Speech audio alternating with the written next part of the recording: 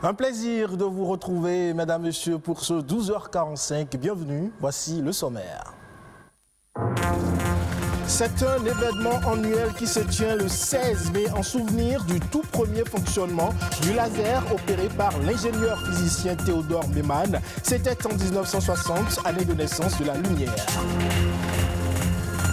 Et c'est également ce 16 mai qu'on célèbre la 55e journée mondiale des communications sociales, une journée choisie par l'Église catholique pour faire connaître les moyens de communication au niveau des paroisses et des diocèses. On en parle dans un instant. Et puis littérature pour finir, de l'écrivain au lecteur, le livre passe par les soins attentifs de plusieurs corps de métier, dont l'édition, un métier bien particulier qu'un spécialiste nous présente dans un instant.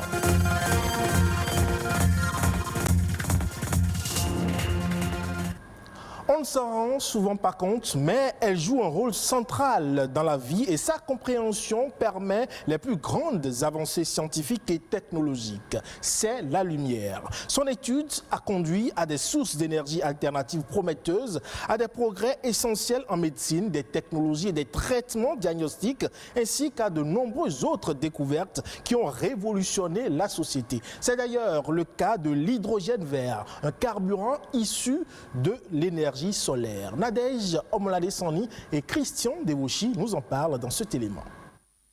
Produit de l'hydrogène vert grâce à la lumière. Les chercheurs s'y attellent depuis plusieurs décennies. Cette technologie, produite de façon industrielle autrefois, permet aujourd'hui de transformer l'énergie issue du soleil en un carburant inodore, incolore, ne rejetant aucun polluant dans l'atmosphère. Mais l'innovation de la production de l'hydrogène, qui est un puissant vecteur énergétique aujourd'hui à l'aide des énergies renouvelables, se fait de manière plus douce, en ce sens que ça ne génère pas du CO2, ça ne pollue pas l'environnement. Et c'est un vecteur énergétique qui a une très forte capacité énergétique. Par exemple, 1 kg d'hydrogène, ça fournit plus de 3 fois l'équivalent d'énergie d'un kilogramme d'essence, par exemple. De l'eau et de la lumière, ce sont les sources nécessaires aux chercheurs de l'Institut des sciences chimiques de Rennes pour produire de l'hydrogène. Contrairement à d'autres scientifiques qui utilisent les panneaux solaires pour convertir la lumière en électricité, ils ont opté pour un système plus simple. Plusieurs techniques ont cependant été développées pour produire ce carburant. D'après les chercheurs, les matériaux utilisés pour l'instant sont trop coûteux pour rendre la technique viable. L'enjeu est donc d'obtenir un rendement important avec des matériaux à bas prix. Les recherches se poursuivent dans les pays développés. Certains donnent l'horizon 2025, d'autres donnent l'horizon 2008, pour qu'on puisse renverser la tendance à dire que on produit l'hydrogène avec les panneaux solaires ou les éoliennes de façon à un prix de revient tellement bas que lorsque nous alimentons les voitures, les camions, les bus et les avions, on puisse être confortable sur le plan de la viabilité financière et puis la viabilité environnementale. Tout comme l'Allemagne, la Chine, le Japon, la Corée du Sud ou encore la France, de nombreux pays investissent massivement dans l'hydrogène vert afin d'accélérer leur transition énergétique et réduire la pollution liée au transport. Les analystes affirment que l'hydrogène vert va constituer 25% de la demande énergétique mondiale en 2050. En Afrique, le Maroc fait partie des pays à fort potentiel pour la production de l'hydrogène vert. Le pays pourrait couvrir d'ici 2030 2 à 4% des besoins mondiaux en carburant et combustibles produits à partir de l'hydrogène vert. Connaissez-vous la journée mondiale des communications sociales? Eh bien, c'est une journée initiée par l'Église catholique en 1966 pour mieux faire connaître les moyens de communication au niveau des paroisses et des services de l'Église. Au cours de cette journée, les chrétiens du monde entier sont invités à prier pour les professionnels de la communication et à récolter des fonds pour soutenir les services diocésains de l'information. Pour plus d'informations, suivons cet élément. C'est l'unique célébration mondiale voulue par le Concile Vatican II. Instituée en 1966 à l'initiative de l'Église catholique, la journée des communications sociales manifestait à l'époque la prise de conscience des enjeux de société que représentaient les moyens de communication de masse. 55 ans après, c'est toujours une occasion pour réfléchir aux enjeux d'une communication fidèle à l'enseignement de l'Église. L'Église du Bénin, dans l'ensemble de ses fidèles, on a une aspiration commune. Il s'agit d'avoir des instruments de communication. On a déjà une radio, maintenant on aspire à avoir une télévision. Et cette télévision ne sera pas ni de la type politique, ni idéologique, ni même sociale, mais ecclésiale. Mis sous le thème « Viens et vois », communiquer en rencontrant les personnes où et comme elles sont, cette journée met en lumière la nécessité d'aller à la rencontre de son prochain. Le pape François a justement parlé de la rencontre. Nous rencontrer les uns les autres et faire route avec. Rappelez-vous des disciples d'Emmaüs, Jésus faisait route avec eux dans leur inquiétude. Jésus, qui était omniscience, ne s'est pas empressé de dire aux disciples qu'il était la vérité. Il a laissé exprimer même leur ignorance et les accueillir tels qu'ils sont afin de les ramener à la splendeur de Dieu. Et ça doit être l'attitude de chacun et chacun de nous dans la communication. Aujourd'hui, la survenue de la pandémie du Covid-19 ayant entraîné la fermeture des lieux de culte a obligé l'Église à trouver les moyens pour répondre au défi de communiquer l'Évangile. L'Église va à la rencontre des hommes et des femmes là où ils sont. C'est pour cette raison que le temps de pandémie a été en même temps un temps qui nous a permis de mieux nous développer et nous avons des initiatives passées et par-là qui ont permis aux uns et aux autres de communiquer la foi à travers le monde numérique.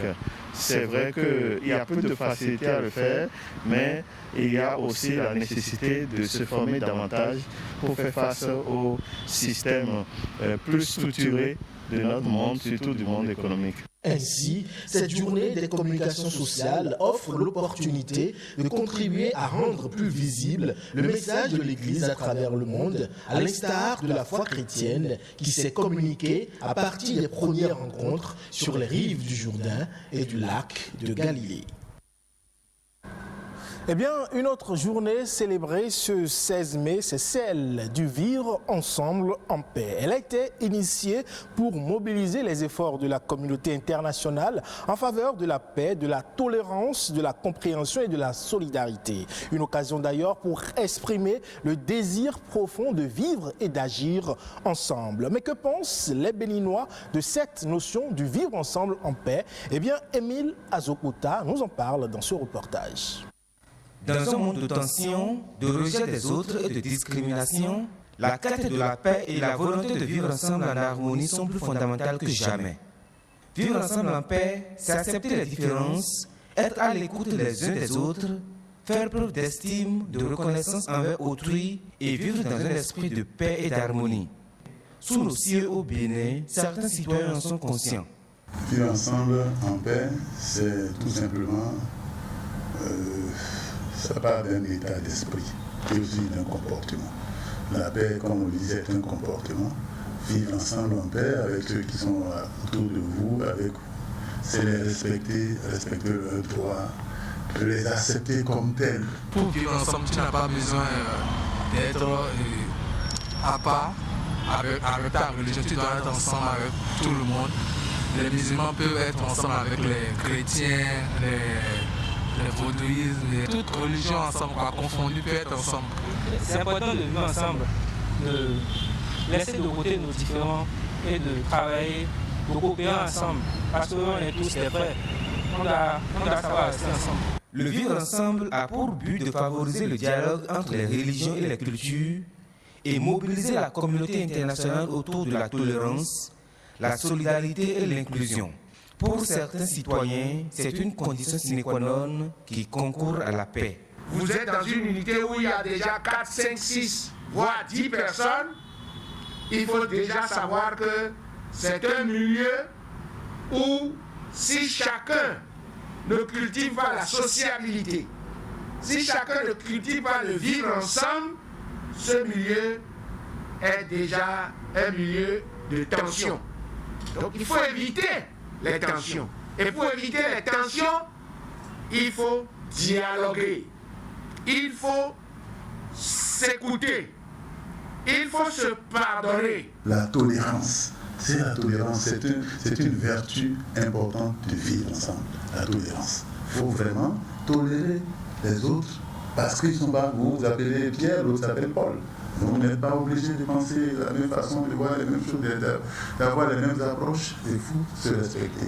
Et ça, c'est la communauté qui gagne, c'est le pays qui gagne, c'est la société qui gagne parce qu'elle a toutes les conditions pour, n'est-ce pas, se développer sans heurts, dans la convivialité, dans la fraternité, dans la compréhension. Unis dans la différence et dans la diversité en vue de bâtir un monde viable reposant sur la paix et la solidarité, le vivre ensemble en paix est une nécessité pour tous. Il est d'ailleurs même l'un des principaux objectifs du programme 2030.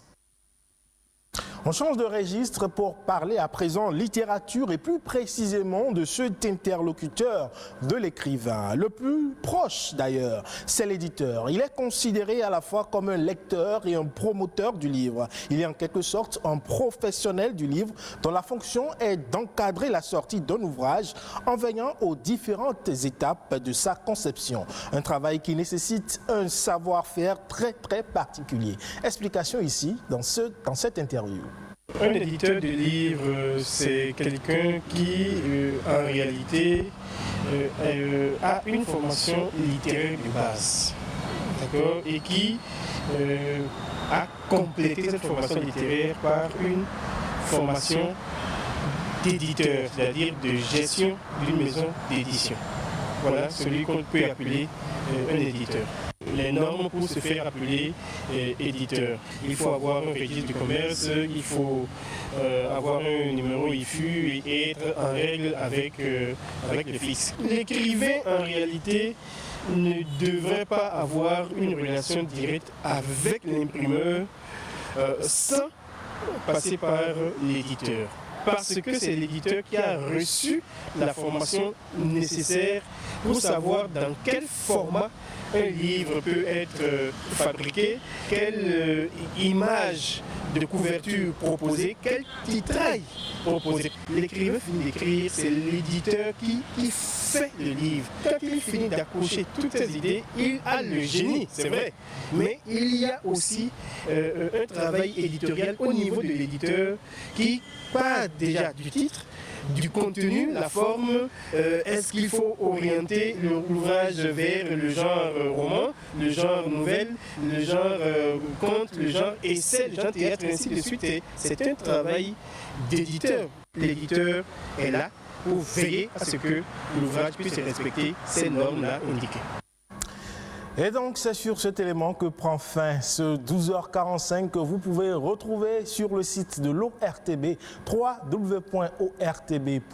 Retrouvez-moi à 19h45 pour le journal du soir. Mais en attendant, portez-vous bien et à la prochaine.